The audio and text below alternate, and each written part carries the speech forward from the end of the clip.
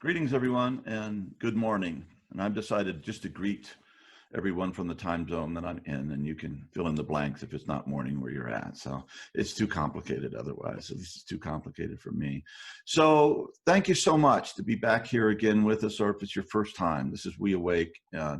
This is when we take iAwake technology and we do it together because it's very powerful and it's very needed. And we're in really difficult times.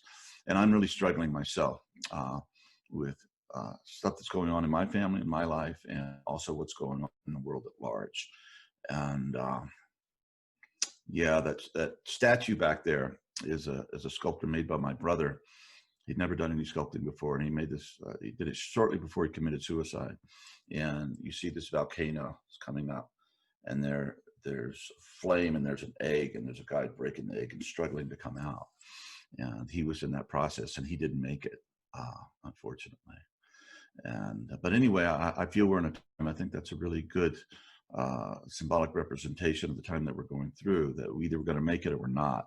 And you know, I was meditating and praying before this, and you know, and there's no way I know how to talk about things and not be political at this point. So if I'm not PC enough, or I'm too progressive or whatever, I'm sorry. Just, you know, it's freedom of speech and we deal with it. And I want to talk about, not that I know the answers, but I'm struggling. I'm in the process.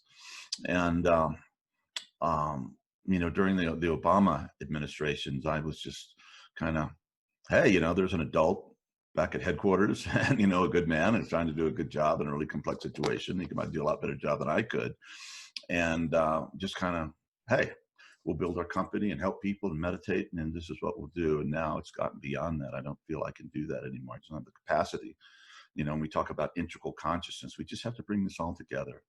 And I'm quite sure that there's no solution for us as a human family unless we pay attention to our interior development. And that's what we're about here at iAwake. And this is why we're doing WeAwake. It's a very small little thing, but all big things start from something small. So hopefully our work together and our work on ourselves can echo out in the world and provide hope and provide wisdom and love and compassion in these very, very trying times. It's a time, great stress and great pain and great suffering is often the mother of good change and evolution in a good way. So let's pray and do what we can in our own spheres. And yeah, and I love seeing you know, we're isolated here in southern Utah, but what I've seen of the videos, it's not just Black people protesting this, it's people from all different colors in life. So people are coming together, and you know, anyway, let's do our work and do our part. So today we're going to do a track which I've neglected pretty much. You know, we have a really big catalog, and I haven't used this track very much. And Heidi brought it to my attention. And why isn't Heidi leading this? Well, because she didn't want to. But hi, Heidi, there you are. And it's called Pono. And it comes from a Hawaiian mystic. And it's, anyway, I'm going to read something that Heidi sent me. And this is from a book. And I can't remember the name of the book, so you just have to trust me on this. So I think this is the easiest way. The way to say is to think of this track in 3 words: Ho'oponopono. Ho'oponopono is a gift that allows one to develop a working relationship with divinity within, and learn to ask that in each moment our errors in thought, word, and deed or actions be cleansed. This process is essentially about freedom, complete freedom from the past. Morrnah Nalamaku Simeona, Ho'oponopono master teacher, named a living treasure of the state of Hawaii. This ancient Hawaiian practice for releasing blocks and freeing your mind was updated to modern times by Dr. Hew Len. And the modern version is to repeat this mantra to yourself: I love you. I'm sorry. Please forgive me. Thank you.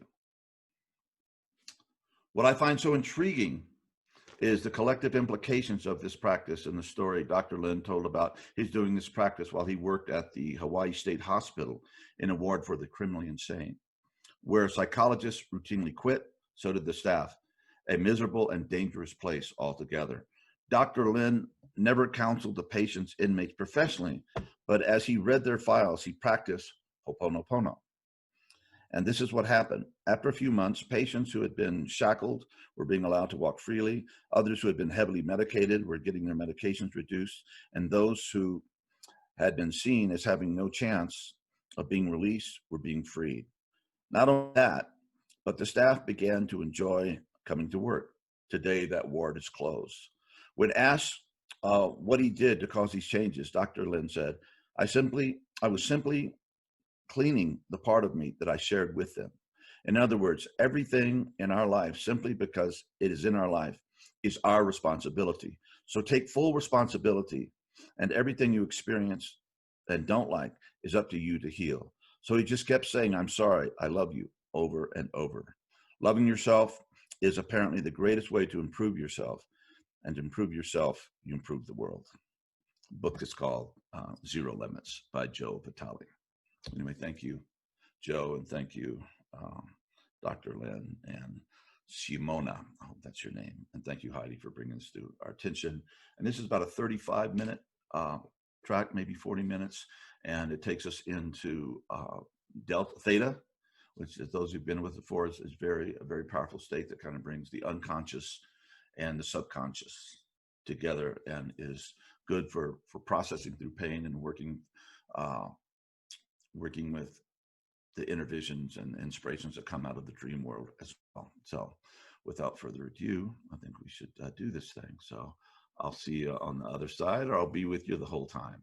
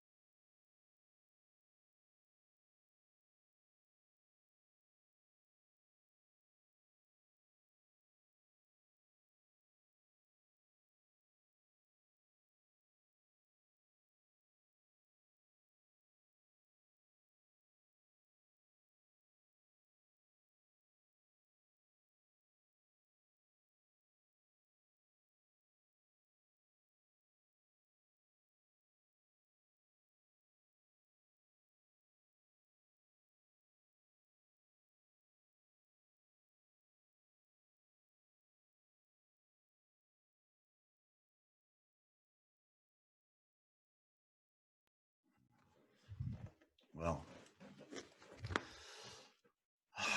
thank you. Thank you for being here. Thank you for meditating with us. And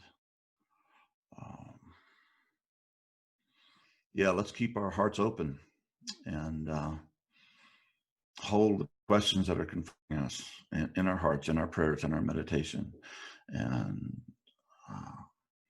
we can start to see some light and goodness in this. And it came to me while we were doing this meditation. If any of you know of a police department or a sheriff's department or a fire department or a military unit or activist group or hospital workers or any groups that are functioning in really difficult, stressful situations that you think might be open to using WeAwake, please let me know.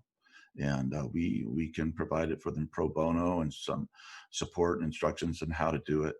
I just think that if we don't include interior healing and growth as an ongoing part of what it means to be a human being, no matter how well you design the exteriors and try to set the systems up, it's still not going to work. So if we can help in any way along those lines, please let me know. I'm very serious about that. So thank you for being here. Hang in there. Love you all very much.